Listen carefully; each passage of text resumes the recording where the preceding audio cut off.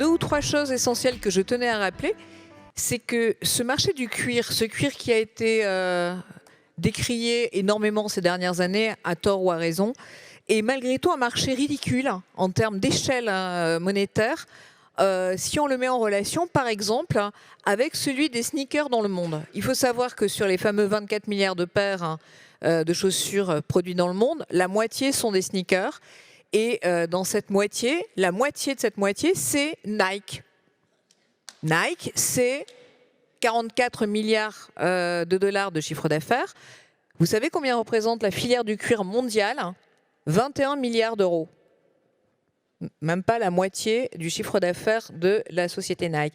Donc, je tenais à rappeler ce petit élément de chiffre parce que, je n'irai pas jusqu'à dire qu'on fait beaucoup de bruit pour rien, mais qu'il y a quand même des rapports d'échelle dont je n'entends jamais parler, à travers pourtant des gens finalement très bien informés.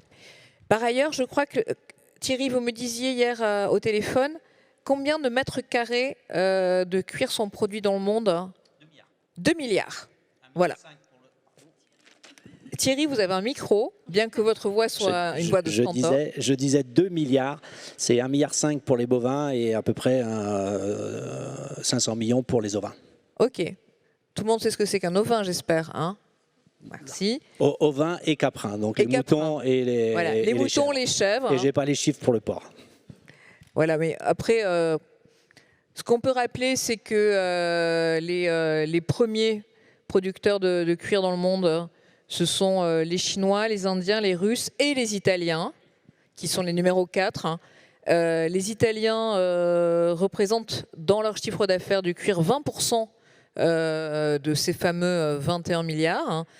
Et ils ont une moyenne de 1300 tanneries. Et ce sont principalement des cuirs de luxe. Voilà. Et qui utilisent beaucoup de matières d'origine française, du reste. Que peut-on dire sur le marché du cuir pour donner une idée de son fonctionnement et de son échelle? Thierry, je vous pose la question parce que je sais que vous êtes un grand spécialiste. C'est-à-dire est-ce que... Non, mais j'ai un petit moment de blanc là, mais sur cette question des cuirs et des matériaux, beaucoup de gens sont très ignorants. Hein. Donc en France, bien sûr, hein, combien avons-nous de tanneries? Alors en France, on a parlé de 1300 tanneries ici à ma droite. Voilà, en Italie. Avec l'Italie. Et alors nous, on est un tout petit pays du cuir, puisqu'on a, les chiffres varient selon qu'est-ce qu'on va compter, etc. On va dire 40, 50, 60 tanneries et mégisseries. Les mégisseries, ça va être les tanneries de petites peaux, justement, les ovins et les caprins.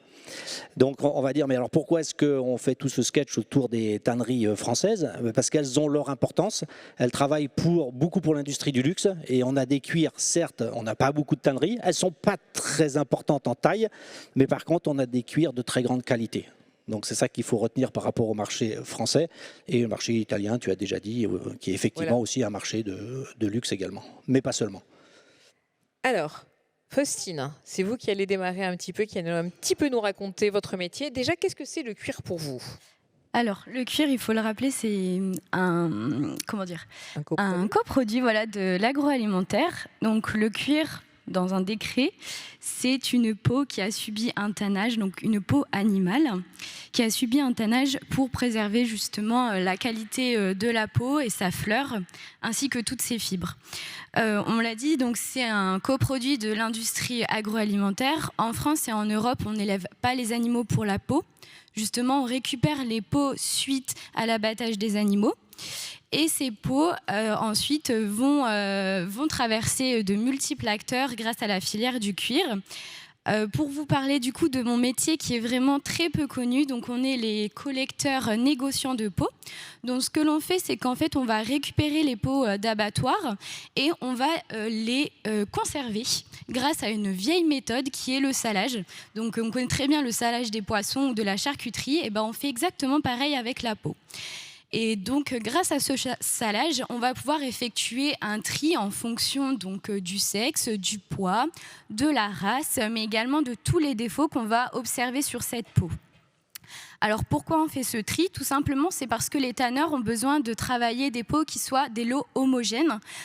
par rapport à leur processus de tannage. Donc nous, collecteurs négociants, on va avoir ce rôle très important de faire un tri.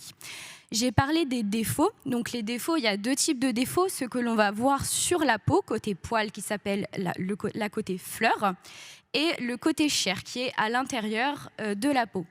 Donc nous, notre but, ça va être vraiment de faire ce tri par rapport à tous les défauts. Les défauts représentent la vie de l'animal, entre guillemets.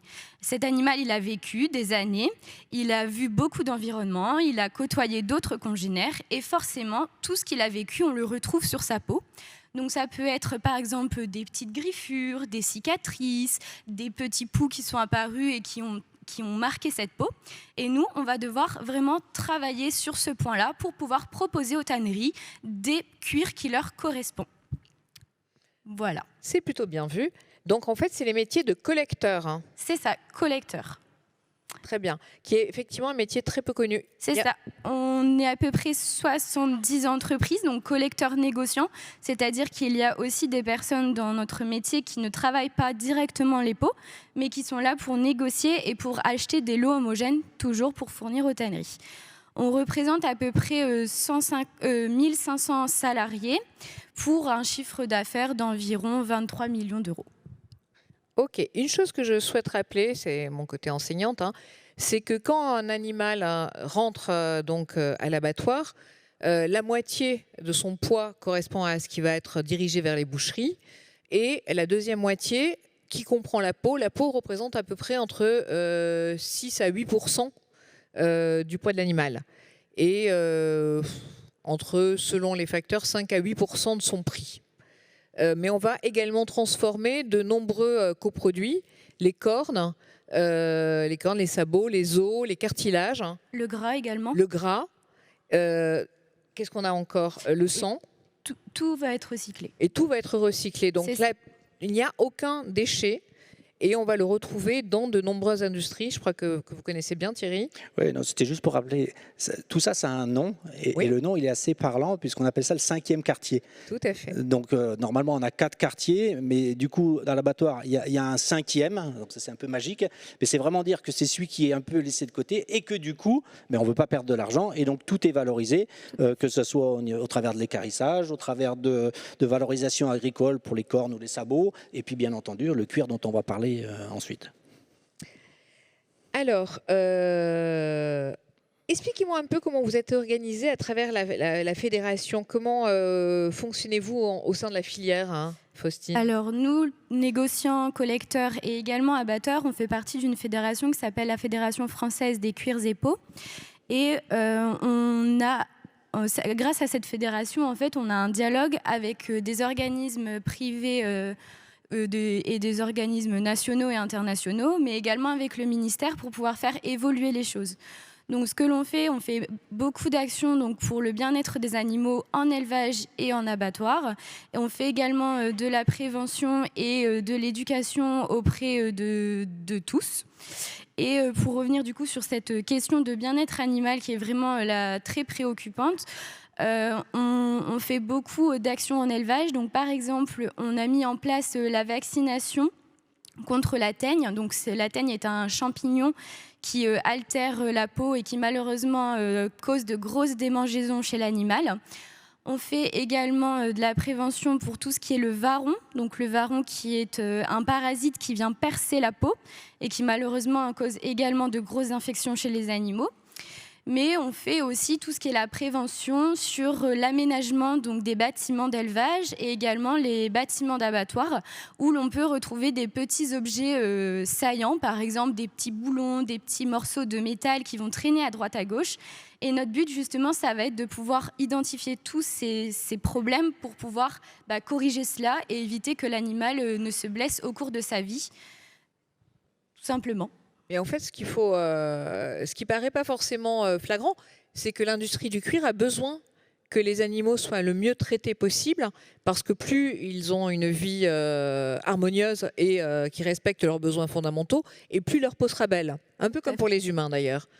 plus vous avez une vie de qualité et votre peau s'en ressentira de façon positive. Tout à fait. Donc c'est à vrai double que tranchant, c'est ça. On oublie toujours cet aspect qui est finalement relativement essentiel. C'est pour avoir de beaux cuirs, il faut des animaux bien traités. Tout à fait, c'est ça. Et effectivement, en France, on a la chance d'avoir beaucoup de réglementations qui nous obligent à devoir prendre cette question du bien-être animal vraiment au sérieux.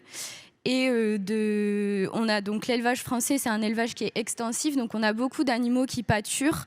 Et donc du coup, ça met d'autres problématiques, par exemple sur les clôtures avec les fils barbelés, où là, forcément, il va falloir enlever tout ça pour pouvoir protéger ces animaux qui vivent à l'extérieur. Donc juste pour mémoire, je rappelle que depuis à peine quelques mois a démarré l'expérience des abattoirs mobiles, qui permet effectivement de limiter le déplacement des animaux en amenant l'abattoir à la ferme et non en amenant l'animal à l'abattoir. Donc c'est pour l'instant effectivement une initiative minuscule par rapport à l'échelle de la consommation de viande en France, mais qui montre qu'il y a aussi des possibilités qui vont peut-être amener des changements au sein de l'industrie. Mais il ne faut jamais oublier qu'il y a une très forte relation entre d'un côté notre monde de la mode, de nos sacs à main, de nos chaussures, et de l'autre côté du monde agricole. Et même si ce monde agricole est très maltraité à différentes échelles, il représente une priorité de survie, que ce soit pour notre pays comme pour comme pour le reste du monde. Et comme je me permettrai de rappeler Jean Covici, qui disait que même si ça ne représente que 2%, ce sont 2% essentiels, un peu comme le cerveau par rapport au reste du corps humain. On ne pourrait pas le faire avancer si nous n'avions pas de cerveau. Et pourtant, ça n'est pas ni la partie la plus visible, ni la plus massive. Maintenant, qu'est-ce que j'allais vous dire? Oui, vous parliez du bien-être animal et vous m'aviez dit une chose qui m'avait beaucoup frappée quand nous sommes entretenus, c'était effectivement qu'il y avait une grande incompréhension du monde culturel, enfin du monde du cuir, qui était liée à la rupture entre le monde urbain et le monde rural. Oui, c'est ça. On a fait un sondage et le CNC également a fait un sondage auprès du grand public pour pour connaître leurs connaissances sur le cuir. Et malheureusement, il y a des chiffres assez aberrants qui ressortent. On voit par exemple que beaucoup de personnes pensent que l'on tue les animaux pour leur peau, ce qui est totalement faux en France et en Europe, et que le cuir provient d'un animal. Il y a des gens qui ne le savaient pas. Donc c'est vrai qu'à une certaine époque, tout le monde avait son grand-oncle, son grand-père qui provenait du monde agricole. On allait en vacances chez les grands-parents voir les bêtes pâturer. Aujourd'hui, on a une rupture avec le monde rural et le monde urbain qui malheureusement cause des torts à la filière. Et on s'efforce justement auprès des plus jeunes de montrer que le cuir fait partie de notre vie, fait partie de notre agriculture et qu'il faudra continuer à valoriser ce coproduit de l'agroalimentaire. Merci beaucoup pour ce témoignage. Et bien, vous pourriez applaudir notre amie Faustine, dites-moi. Qui quand même, malgré son jeune âge, a beaucoup de choses à nous raconter et qui a pris son courage à deux mains pour venir témoigner justement de son métier. Thierry, c'est votre tour de passer sur le billard. Allez, je me lance. Mais je crois que vous êtes très habitué justement à témoigner autour de ça. Alors, comment est-ce que vous situez le cuir dans les matériaux issus du recyclage ? Alors, je le classe complètement dans les produits issus du recyclage, qu'on appelle ça upcycling, qu'on appelle ça valorisation d'un déchet de l'industrie agroalimentaire ou peu importe. Et comme on a parlé pas mal aujourd'hui de matériaux recyclés, transformés, etc., je voudrais faire un parallèle. Avant d'être dans les métiers du cuir, j'étais dans les métiers du déchet. Travailler sur les ordures ménagères, les déchets industriels. C'était pas il y a 114 ans, mais c'était il y a quelques années quand même. Donc, le bon fonctionnement d'une filière de valorisation d'un déchet, ça passe par 4 étapes. Il faut avoir la capacité de collecter. Ça, c'est la première étape. Ensuite, il faut avoir la capacité de trier. Et puis, bien souvent, derrière, on a encore des impuretés. Donc ça, c'est la troisième étape. Et la dernière, on récupère quelque chose qu'on aimerait valoriser, donc il faut trouver une débouchée. Et donc, je voudrais faire le même parallèle par rapport au cuir. Donc avec Faustine à côté, c'est facile. Effectivement, on est sur le 5e quartier. Donc on récupère à un moment donné une peau dont l'abattoir ne sait pas trop que faire. Donc on récupère tout ça et c'est quelque chose d'hyper hétérogène. Et donc il y a le travail de Faustine, donc négociant en cuirs et peaux, qui déjà, eux, vont faire un pré-tri. Un pré-tri, elle l'a dit, je ne vais pas le redire, je vais le dire vite, le poids des poids, les espèces, les poids, les défauts. Donc là déjà on commence à classer. Dans ces métiers-là on parle de classement. Quand on arrive à la tannerie, le tanneur recommence, il a ses spécificités à lui. Donc lui, il ne parle plus de classement, il parle de tri. Donc il trie les peaux brutes qui arrivent, il refait encore un tri, de manière à faire des lots encore plus homogènes, même si vous faites des lots déjà très homogènes. Lui, il fait des lots encore plus homogènes. Et puis, il va amener ses peaux, il va les tanner. Et donc il se retrouve à un moment donné, il va voir apparaître ce qu'il a acheté, parce que jusqu'à présent c'est caché sous du poil ou de la graisse, et d'un seul coup il découvre ce qu'il a acheté. C'est parfois magnifique, ça l'est parfois un peu moins. Donc qu'est-ce qu'il va faire à ce moment-là? Il va encore trier, il va mettre les meilleurs choix d'un côté, il va faire à peu près 5 choix jusqu'au plus terrible qu'il va essayer de trouver, de valoriser d'une manière ou d'une autre. Donc tout ça pour dire qu'on est vraiment sur un métier de tri très important. Donc ça, j'ai raté la première étape sur la collecte, pardon, j'ai raté la collecte. La collecte, je vais revenir sur la collecte. La collecte est plus facile aujourd'hui grâce au métier des abattoirs qui sont aujourd'hui dans nos pays des abattoirs de très grande taille. Donc du coup, on centralise. Il faut se rappeler comment ça se passait il y a quelques 50 ans ou plus, ou ce qui se passe encore dans certains pays qu'on va appeler en voie de développement, où en fait, on a plutôt des boucheries qui vont venir abattre des bêtes, et donc on a un gisement complètement diffus. Et donc il va falloir aller chercher ces peaux partout où elles se trouvent, les conserver en petites zones, donc mal conservées. Donc cette partie collecte est aussi hyper importante pour le métier du tanneur. Donc rapatrier les peaux, classer, trier les peaux. Et après j'ai parlé troisième étape, enlever les impuretés. Alors j'ai fait quelque chose que je n'ai pas l'habitude de faire. Je vous ai amené une peau d'animal. Alors un petit bout de peau d'animal, je suis désolé pour Clotilde. Donc c'est ça, ça ressemble à ça. Je ne vais pas trop la sortir, mais vous voyez, donc on a, alors c'est pas du poil, c'est de la laine parce qu'on a de l'ovin, j'en ai pris un tout petit bout. Il y a de la matière grasse, il peut y avoir de la crotte, il peut y avoir du sang, il peut y avoir de la graisse, beaucoup de graisse, et puis des produits au milieu de la protéine, c'est que la protéine qui va nous intéresser. Donc de cette chose un peu abominable, il va falloir que le tanneur, eh bien, il en fasse cette chose-là, ou cette chose-là, peu importe, ça c'est du bovin, ça c'est de l'ovin. Donc on voit bien qu'il y a vraiment quand même pas mal d'impuretés à enlever. Je ne vais pas rentrer dans tout le procédé de fabrication du cuir, mais il y a quelque part une magie de passer de cette chose horrible à cette chose assez incroyable et exceptionnelle, mais exceptionnelle, ça n'engage que moi. Et puis, quatrième étape, les débouchés. Eh bien, heureusement, sur le cuir, on n'a pas trop de difficultés à trouver des débouchés, même si à certaines périodes, le cours du cuir a aussi des fluctuations. Et sur des cuirs de moins bonne qualité, on peut avoir des périodes où on a du mal à valoriser le cuir. Je prends l'exemple depuis déjà presque une dizaine d'années sur tout ce qui est ovin.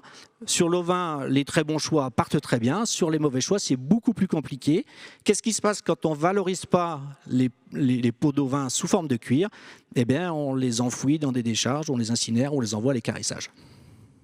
Et donc, ça pose des problèmes environnementaux très importants. Ah, carrément, oui. Quelle que soit la... Comment dire? Il faut être un peu réaliste, c'est-à-dire que beaucoup d'entre nous peuvent avoir des réticences autour de la question de la viande, ce qui n'empêche pas que tant qu'il y aura des gens qui mangent de la viande, il faut bien faire quelque chose des peaux. Et ce serait quand même très dommage de ne pas les transformer et amener une matière qui a quand même des capacités et des résistances importantes. Parce qu'effectivement, on peut rien en faire. Comment dire? Si on n'étane pas, on ne peut rien en faire. Et c'est extrêmement polluant. C'est ça. Ça représente quoi, Faustine, vous aviez dit d'ailleurs si on ne tannait pas les peaux brutes, ça représenterait à peu près 170 000 tonnes de déchets par an, ce qui vaut à peu près 24 fois le poids de la Tour Eiffel. Pour la France. Pour la France. Juste pour la uniquement. France. Donc du coup, c'est vrai qu'il y a un gros marché derrière et beaucoup de travail. Il y a beaucoup de très beaux métiers, de très belles matières qui sortent et ça serait dommage de passer à côté de tout ça. Merci. Et je voudrais juste rajouter à la question comment on le classifie. Donc j'ai dit recyclé, oui. Ou upcyclé, peu importe. Je voudrais rajouter un autre adjectif, biosourcé. parce qu'on est quand même sur de la matière vivante, alors certes animale, mais on est quand même sur du biosourcé. Et puis après, il y a ce qu'on n'est pas. Alors, on n'est pas vegan. À partir du moment où on est d'origine animale, on ne peut pas prétendre. Donc ça, désolé, on n'est pas vegan. On le sera jamais sur du cuir. Et puis, on est bien souvent pas très compostable. Autant on le serait sur un cuir comme celui-ci, un cuir tanné végétal, oui, là on pourrait prétendre à la labellisation compostable ou biodégradable. Ici, biodégradable sûrement, mais compostable pas, parce qu'on a quand même nos résidus de chrome. On tanne très très souvent, 85% des tannages sont faits au chrome. Et donc là, du coup, si on composte ça, on va se retrouver avec du chrome dans notre compost, c'est pas souhaitable, donc on n'est ni vegan, ni vraiment compostable. Pour répondre à la question jusqu'au bout. Tout à fait. Alors, justement, parlons un petit peu de ces questions tannerie et environnement. Qu'est-ce qu'il en est des problématiques environnementales des tanneries et où est-ce qu'on en est en France et un peu plus largement en Europe? Donc, législation, conditions de travail, etc.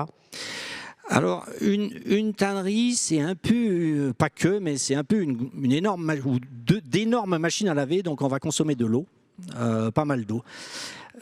Bien entendu, on consomme de l'eau et on consomme des produits chimiques. Vous avez vu, quand je vous ai montré ça, c'était pas pour rien. Je vais en sortir un petit bout là. De tout ça, il va ressortir beaucoup de matière organique. Donc, dans les éléments qu'on va retrouver dans les polluants, c'est de la matière organique. Donc, ça va être de la laine dissous, du poil dissous, de la matière grasse, de la protéine, des glucides, donc plus de la paille, de la crotte et tout ça. Donc, tout ça, on va retrouver sous forme de déchets, bien sûr, mais aussi dans les effluents. Ça, c'est une des premières familles des polluants qu'on va retrouver. Et puis après, on va retrouver des produits chimiques. Je vais les faire court. Je vais me résumer aux agents de tannage, qui sont ceux pour lesquels on est le plus en plus souvent. Vraiment, c'est le sujet qu'on nous met dans les dents à chaque fois sur les effluents. Donc toute la partie organique, on n'a pas trop de soucis pour traiter la partie organique. C'est la même qu'on va avoir dans le réseau urbain des grandes villes. Donc c'est de la matière organique. On fait du traitement biologique qui fonctionne très bien. On arrive à éliminer cette matière organique. Sur la partie agent de tannage, je vais parler du chrome, qui est celui qu'on nous reproche le plus souvent. C'est pas le même type de traitement. On fait des traitements physico-chimiques en général. Il y a d'autres techniques, mais on va rester là-dessus. Donc on fait des traitements physico-chimiques et il se trouve que le chrome, c'est quelque chose qu'on sait très bien traiter.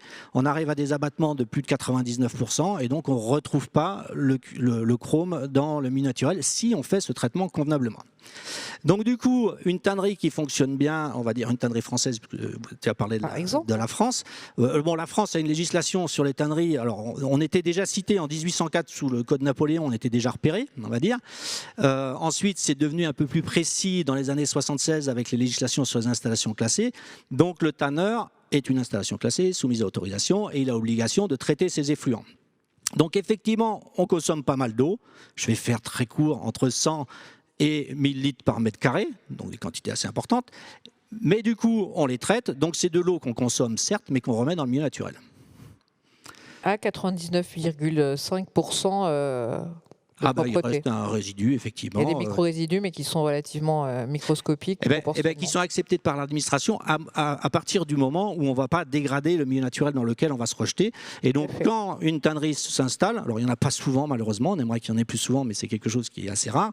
Il y a la remise d'un dossier auprès, maintenant c'est la DREAL, on soumet le dossier pour montrer qu'on ne va pas impacter le milieu naturel. Mais effectivement, une chose que peu de gens savent, c'est qu'on n'ouvre pas une tannerie comme on crée une marque de chaussures ou de sac à main. Contrairement à nos activités de designer, pour créer une tannerie, il faut montrer patte blanche, obtenir des autorisations, des homologations et être extrêmement contrôlé. Oui, c'est une autorisation, ça prend, on va dire 2 ans, rarement moins, souvent plus, parce qu'on n'y arrive pas forcément du premier coup. Donc c'est assez long. Et dans cette autorisation administrative de la préfecture, une fois qu'on obtient son autorisation, ça nous permet d'exploiter cette tannerie. Mais derrière, une fois qu'on l'exploite, ça nous oblige aussi à rendre des comptes à l'administration de manière régulière, quotidienne, hebdomadaire, mensuelle et annuelle. Donc non, une tannerie, c'est un peu plus compliqué que juste fabriquer, concevoir un modèle de chaussure. Oui. Et avec des contrôles très, très réguliers, des analyses des prélèvements des eaux. Contrôle inopiné, des contrôles. Soit autocontrôle et contrôle inopiné. Donc oui, très, très, très contrôlé. On a une tannerie française très exemplaire. Je crois qu'on a une législation européenne très globalement assez restreignante. Oui. Et si je m'en réfère à l'Italie, je sais qu'il y a eu pas mal d'innovations également qui ont été mises en place, entre autres le fait de mettre en place le Consorzio Cromo en Toscane, qui permet de récupérer le chrome et de le réutiliser à nouveau pour détannage et être dans une boucle circulaire. Absolument. Alors les Italiens ont ça peut être un inconvénient, mais sur ce sujet c'est un avantage. Nous en France, alors déjà on a moins de tanneries et les tanneries françaises sont réparties à peu près sur l'ensemble du territoire. On n'a pas une zone de prédilection, on a un peu Gruyère, mais vraiment elles sont éparses. Les Italiens, ils ont 3-4 zones où ils répartissent à peu près leurs 1300 tanneries. Donc le Veneto, Santa Croce, la région de Milan et puis la région de Naples. Et du coup, avec ce volume, ils ont un avantage, c'est que quand ils veulent construire des installations optimisées, ils peuvent le faire. Et donc c'est ce qu'ils ont fait avec la technique du recyclage du chrome. Donc le chrome est récupéré dans les tanneries, il est envoyé vers cette unité de régénération du chrome et d'autres tanneurs, qui certes recherchent un cuir de un peu moins bonne qualité, vont acheter ce chrome pour le réutiliser. Donc si on parle d'ailleurs, alors juste pour en finir avec les questions directement reliées aux réglementations environnementales, il y a 2 autres réglementations cruciales, c'est la réglementation REACH, qui limite et contrôle l'usage des produits chimiques, oui, et auxquels se réfèrent les tanneurs. Absolument. Et qui est de plus en plus complexe, puisqu'il me semble qu'il y a 2 ans, 18 nouvelles substances se sont rajoutées à celles qui étaient déjà interdites ou limitées pour les tanneurs. Oui, en fait, ça devient vraiment, ce règlement devient très compliqué pour nous. Bon, ça fait déjà 2015, c'était une année très très forte avec l'ajout du chrome 6 dans les substances à respecter. On nous en ajoute régulièrement de nouvelles. On est très ennuyé sur les étapes de tannage et de retannage, qui sont les 2 opérations au cours duquel on a des agents qui sont assez réactifs. Et donc, même des solutions alternatives qu'on avait développées pour le chrome sont elles-mêmes remises en cause. Donc, ce règlement REACH, on le suit de très près et on est obligé, même si on est sur un produit hyper traditionnel, ça c'est toujours hyper traditionnel bien sûr, mais on est obligé d'innover pour répondre à la fois à ces contraintes et à la fois aux demandes du marché qui nous demandent des cuirs de plus en plus olé olé. Mais là, ce n'était pas la question, c'était vraiment de répondre à la problématique de l'innocuité. C'est une question de contrôle qui est particulièrement importante en Europe et qui concerne différents types de substances, mais également toutes les substances biocides, s'il me semble. Il y a 2 règlements, il y a 3, 4, mais on va dire 2. Il y a le règlement REACH et le règlement biocide. Et c'est vrai que quand on fabrique du cuir, avant l'opération de tannage, le cuir est putrescible et donc on a besoin de le protéger, donc on utilise des biocides. Et à partir de l'opération de tannage, on garde le cuir en étape humide pendant quelques temps pour le faire maturer. Et là aussi, il faut le protéger. Et on est aussi là aussi de plus en plus limité sur la quantité de sur le nombre de références de biocides à utiliser. Juste pour mémoire, on peut rappeler un des produits biocides qu'on trouve dans l'armoire de n'importe quel ménage pour nettoyer sa petite maison. La javel ? Je sais. Ouais, mais nous on l'utilise pas. Mais oui, la javel. Non, mais oui. par exemple pour rappeler ce que c'est que les biocides et que finalement dans beaucoup de maisons, on trouve des produits nettoyants mais des biocides, qui sont tout aussi toxiques. Et tout aussi dangereux dans leur usage, alors même qu'ils sont en libre disposition. Alors, une autre question importante, qui est une question que le consommateur final se pose, c'est d'où vient mon cuir ? Qu'est-ce qu'il en est de la traçabilité et des moyens de traçabilité aujourd'hui dans l'industrie du cuir ? Joli sujet aussi. C'est très difficile aujourd'hui de faire la traçabilité des cuirs. Et du coup, on est parfois un peu attaqué sur le sujet.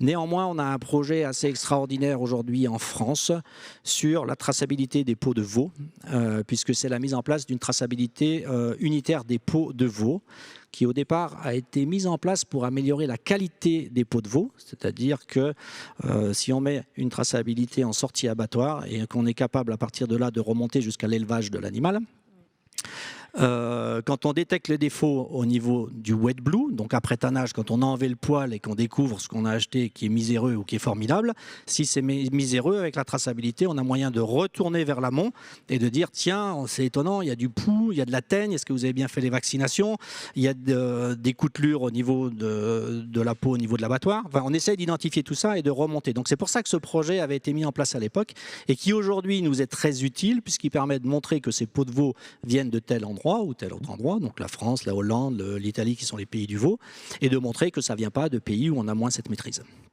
Donc ça, c'est un projet qui a été développé par CTC, qui a été mis en œuvre par tous les tanneurs de veaux français et qu'on est en train d'étendre à d'autres espèces puisqu'on s'attaque maintenant à la partie agneau et mouton. Donc en fait, pardon, si je vous suis bien, ça veut dire qu'on pourra vraiment identifier à partir d'un cuir d'où il vient, dans quel... Exactement, c'est-à-dire que il se trouve qu'en France, on a la traçabilité animale à travers de la boucle d'oreille de l'animal, donc on a déjà tout son passeport. Au niveau de l'abattoir, on passe une douchette, on récupère le numéro, on l'inscrit sur l'animal, c'est un marquage laser, on ne peut pas l'enlever, il n'y a rien à faire, et donc du coup, on a la traçabilité totale. Jusqu'au fabricant qui va transformer on peut aller jusqu'au fabricant tant que la peau reste dans son intégralité. D'accord. Je précise quand même, avant qu'on pose la question, ça reste aujourd'hui une démarche franco-française qui va s'étendre à d'autres pays, mais aujourd'hui on est limité à on a commencé par la France.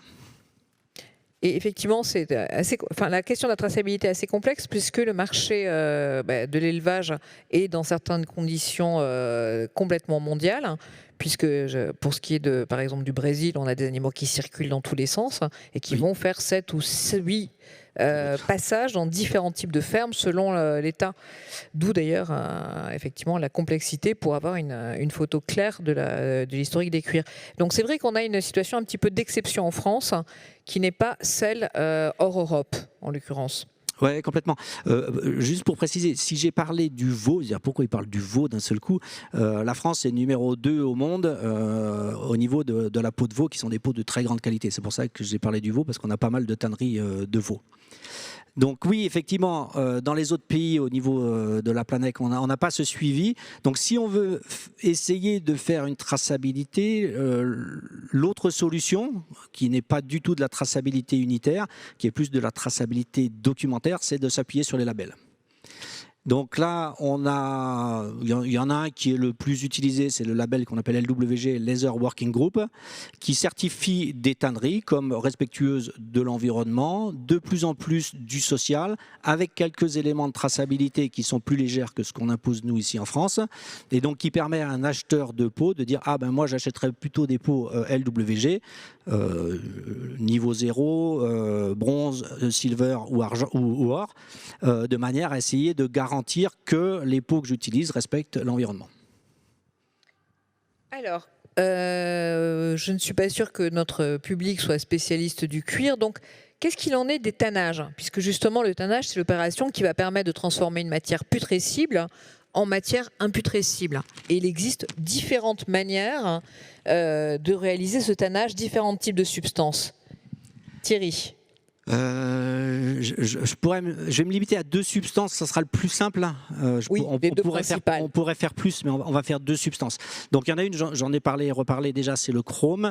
Et puis on a une autre substance, c'est les tannins végétaux. Donc c'est un peu le système de tannage vraiment à l'ancienne et qui continue à perdurer. C'est 85% pour le tannage au chrome et puis une quinzaine de pourcents pour le tannage végétal. Et puis j'ai fait un arrondi avec tous ceux qui sont à côté de ça. Avant de répondre à l'impact, j'aurais juste montré différentes choses.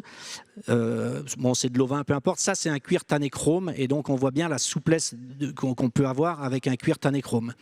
Et j'ai fait rigoler ma voisine tout à l'heure en montrant l'échantillon. Après, ça, c'est ce qu'on obtient avec un tannage végétal. Alors, c'est un tannage végétal hyper traditionnel. Donc montrer que là, on est quand même en train de comparer des choses qui sont assez différentes. je mens un petit peu, là je suis sur un tannage végétal, j'ai quand même moyen de faire des intermédiaires. Mais si je veux un cuir vraiment très souple, je vais faire un tannage au chrome. Si je veux quelque chose de rigide, je vais faire un tannage végétal. D'un point de vue impact environnemental, tout à l'heure j'ai dit le chrome, on le traite très bien en station d'épuration, c'est des traitements physico-chimiques, on arrive à avoir des abattements formidables. Avec le tannage végétal, en fait ça c'est hyper résistant, le tannage végétal, à la dégradation biologique. Donc quand on va rejeter ça dans une station d'épuration, on peut le faire bien, ça existe, mais du coup il faut vraiment surdimensionner de manière assez incroyable les traitements biologiques pour venir à bout de ces tannins qui sont vraiment très résistants. Donc c'est pas si évident de dire oh tannage au chrome c'est affreux, c'est des métaux, tannage végétal tout va bien, c'est naturel. Non, c'est pas parce que c'est naturel que tout va bien. Il faut mettre en place également un traitement un peu fort pour justement venir à bout de ces tannins végétaux. Juste pour rappeler en mémoire que qui dit chrome dit malgré tout une matière tout à fait naturelle, puisque le chrome c'est quand même quelque chose qu'on extrait du sol. Oui, tout à fait. Il y a des mines pour ça. Voilà. Il y a du minerai de chrome qu'on va chercher. Attention sur cette question de l'utilisation du mot naturel, parce qu'elle est parfois un peu trompeuse et on ne l'utilise pas forcément dans sa réalité. Le muguet, c'est très naturel, c'est très dangereux, c'est un poison extrêmement toxique par exemple, alors que c'est une jolie petite fleur qui a l'air tout à fait innocente. Mais pour en revenir rapidement à ces questions de tannage, donc on a des tannages qui ont des propriétés différentes, qui viennent soit de matières végétales, donc les écorces, les feuilles, les racines, parfois même certaines feuilles, je crois qu'on fait du tannage avec des feuilles d'olivier dorénavant, oui, ou avec des racines de rhubarbe, et de l'autre côté des tannages au chrome qui permettent d'avoir des cuirs beaucoup plus rapidement traités, avec un contrôle de son élasticité, de sa flexibilité, et effectivement un travail plus fin dans la définition du produit fini, et qui va permettre d'avoir des chaussures effectivement avec un cuir plus rond, plus élastique, ou des sacs à main. Ouais, ce que j'ai oublié de dire, c'est sur une paire de chaussures, selon ce que vous avez, les sneakers ça marche pas. La partie tanné chrome, ça va être la partie du dessus, là, qui a une certaine souplesse, et si vous avez une semelle tanné végétale, c'est cette partie-là. Donc ça viendrait à l'idée de personne d'utiliser cette partie-là pour passer sur le dessus, ou le dessus sur le dessous. C'est vraiment des utilisations différentes l'une de l'autre. En caricature, après on arrive à jongler. On parle de tannage. Le tanneur, il a un métier où il fait tannage et retannage pour s'arranger à essayer d'avoir toujours des propriétés. Quand on parle du cuir, c'est clair qu'il y a une infinité d'articles différents de cuir. Et donc forcément, le tanneur, il travaille pour proposer une multitude d'articles différents et pas que celui-ci et celui-là. Une dernière question, c'est un petit peu la question de la durabilité du cuir.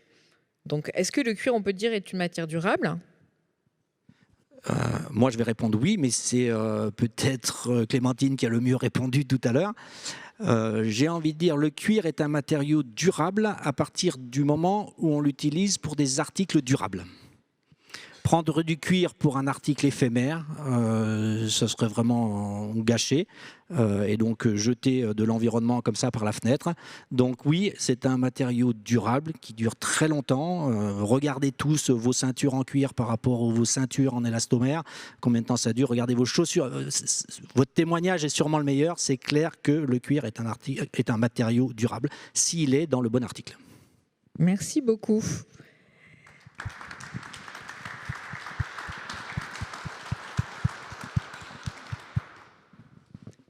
Natacha. On peut prendre les questions ? Bien sûr. Alors, il nous reste quelques minutes pour faire questions-réponses. Oui ?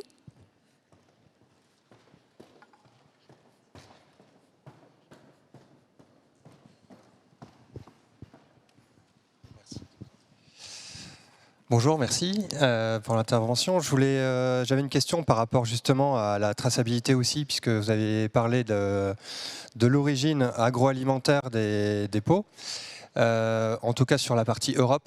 Je voulais savoir justement hors Europe si aujourd'hui il existait une certification ou une certaine traçabilité qui nous permette de savoir au moins que les pots viennent de l'agroalimentaire. On a tous des choses à dire, je crois, là-dessus. Allez-y Thierry et Faustine. Moi je vais répondre sous forme de question. Si elles ne viennent pas de l'agroalimentaire, elles viennent d'où ? Ouais, c'est ce que j'allais dire aussi. Forcément, ça vient de l'agroalimentaire. Après, je pense que vous parlez peut-être de cuir exotique. C'est peut-être Alors, ça, pas non? forcément, Pas mais forcément. en tout cas, dans les articles que j'ai pu lire, on voit qu'il y a beaucoup de bêtes, on parle de millions de bêtes qui sont tuées uniquement pour des peaux. Alors oui, il y a les peaux exotiques, mais pas forcément que. Donc voilà, je ne sais pas les si... peaux conventionnelles, donc c'est-à-dire le bovin, l'ovin, caprin, tout ça c'est uniquement du secteur agroalimentaire. On élève d'abord les animaux pour pouvoir avoir d'autres produits tels que la viande, le lait, etc. Mais on n'élèvera jamais une vache pour uniquement sa peau. Dans n'importe quel pays du monde, on le fera jamais. C'est pas rentable. Clairement, vous élevez un animal pendant 5 ans, vous lui donnez à manger, c'est pas juste pour une peau qui va vous coûter quelques dollars ou quelques euros. Donc sur des animaux conventionnés, non. Après, si vous parlez d'animaux exotiques, là c'est un autre débat. Mais voilà, je sais. Mais ça représente moins d'1%.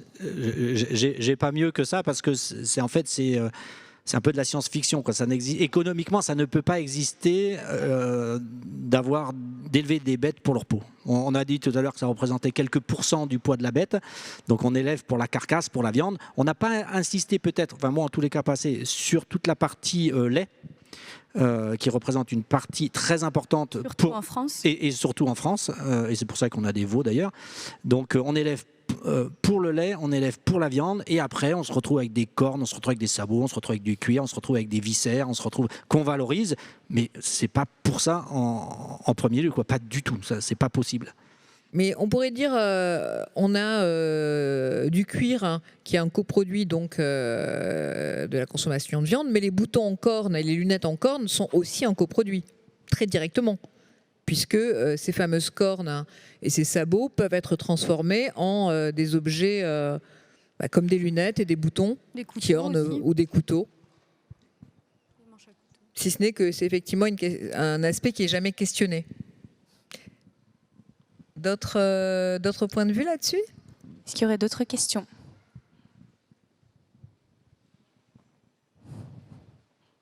Oh, pas d'autres questions. Du coup, on arrive à la fin. Est-ce que vous voulez conclure pour qu'on puisse ensuite continuer? Ma foi, volontiers. En tout cas, merci beaucoup de votre écoute. Effectivement, je crois que malgré que le cuir soit une matière très discutée, c'est aussi une matière extrêmement ancienne qui remonte aux origines de l'homme. Notre enthousiasme pour le cuir ne veut pas dire qu'il faut en user, en abuser. Effectivement, les questions climatiques extrêmement difficiles auxquelles nous allons nous confronter vont certainement nous pousser à devoir manger moins de viande et modifier les modes d'élevage de façon à les rendre les plus aptes à une adaptation environnementale pour dégager le moins de GES. Et pour ce qui est de notre engagement, je crois qu'en France, on est dans un axe de développement durable de plus en plus présent au sein de l'industrie du cuir, de la tannerie et des collecteurs, qui ont de toute façon tout intérêt à faire un très grand effort pour une meilleure compréhension, mais aussi pour avoir des pratiques les plus transparentes possibles, de façon à ne pas subir le torrent de critiques qui les a atteints ces dernières années, de façon parfois justifiée, mais souvent de façon assez incompréhensible pour eux. Thierry, Faustine, qu'est-ce que vous souhaiteriez rajouter?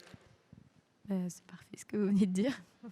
Je sais pas. Alors je me lance. Oui, donc j'ai rappelé une valorisation d'une matière de l'industrie agroalimentaire, donc recyclée, biosourcée, absolument durable. Faites le test vous-même et vegan non et compostable pas toujours.